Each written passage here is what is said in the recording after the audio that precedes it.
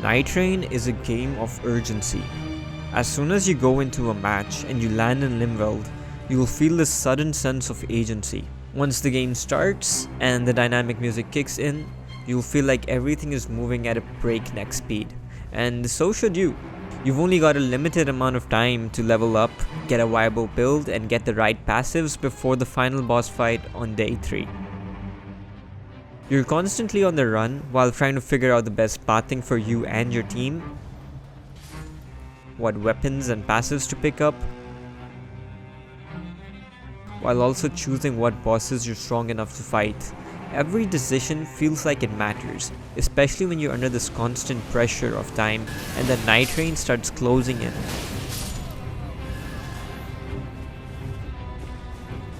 It's stressful, but this gameplay loop is fresh and addicting. The way the music dynamically shifts when going in and out of boss fights adds to that urgency, reinforcing the idea that time is your most limited and valuable resource.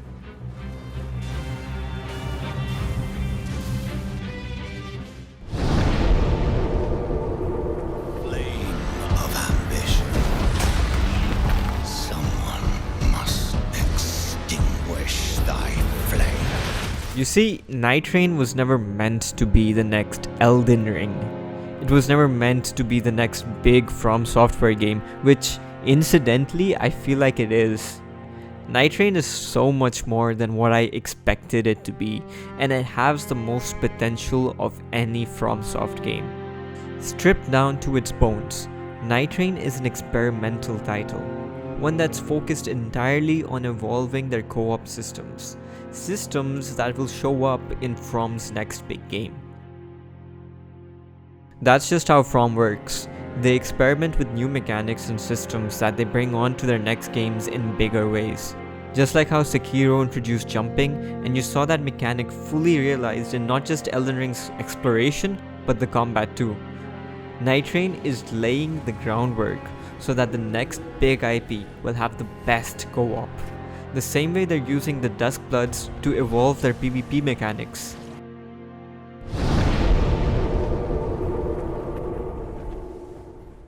There is this narrative that's been going around that this game is a lazy cash grab, that FromSoft has become greedy.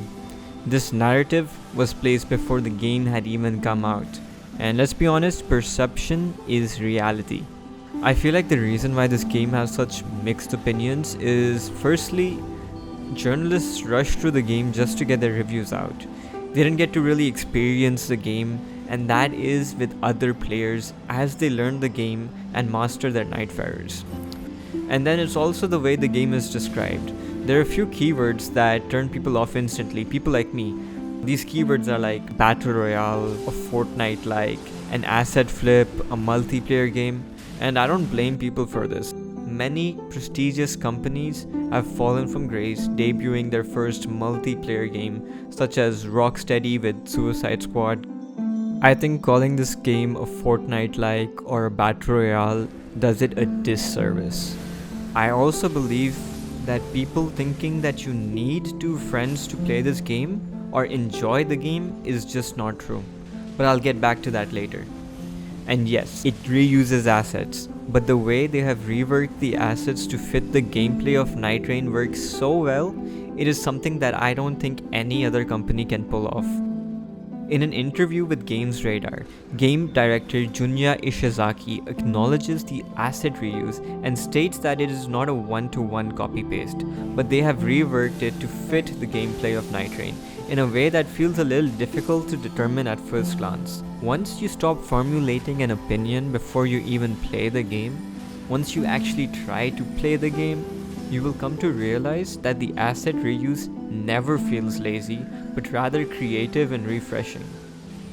After putting 200 plus hours into the game, I can safely say that not at one point did I feel like this game was a cash-in on the juggernaut IP that is Elden Ring.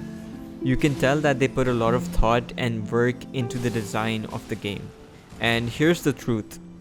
This game is designed to be a 3-player co-op game.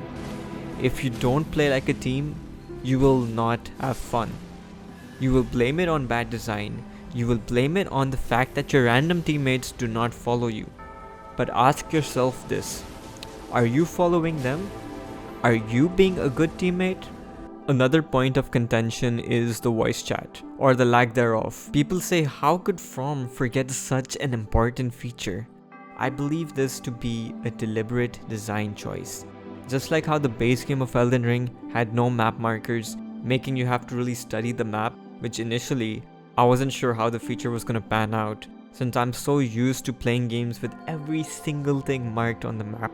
This turned out to be a breath of fresh air, and I think Nightreign is better without voice chat, since the lack of voice chat requires the entire team to be observant and coordinate together, taking into consideration what places to hit that will benefit each other.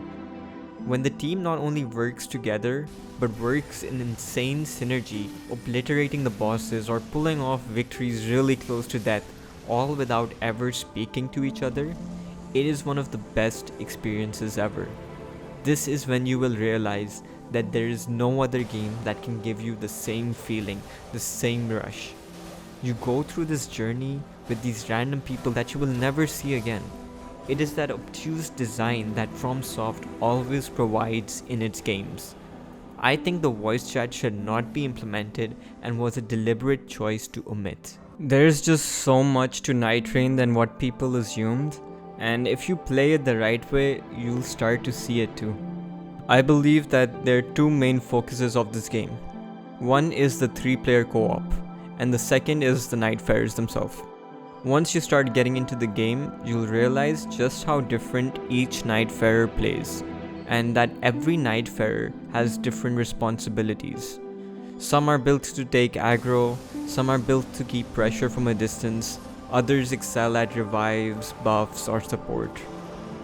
I love seeing the team up of different Nightfarers at the start of the match and adjusting my strategy accordingly. 2 recluses and an Iron Eye? We're all squishy, we all must stay close, but oh boy, the damage will be insane. But this will only happen when we play to our strengths and we play as a team. No words, just trust. And when you pull it off, that feeling is like... And the most surprising thing, this game just works better with strangers than it does with friends. Because when everyone's mic is turned off, you have to play to each other's strengths. You have to observe. All you have left is instinct. Nightreign is more about finding that perfect silent synergy. And it makes the moments where it all comes together feel earned.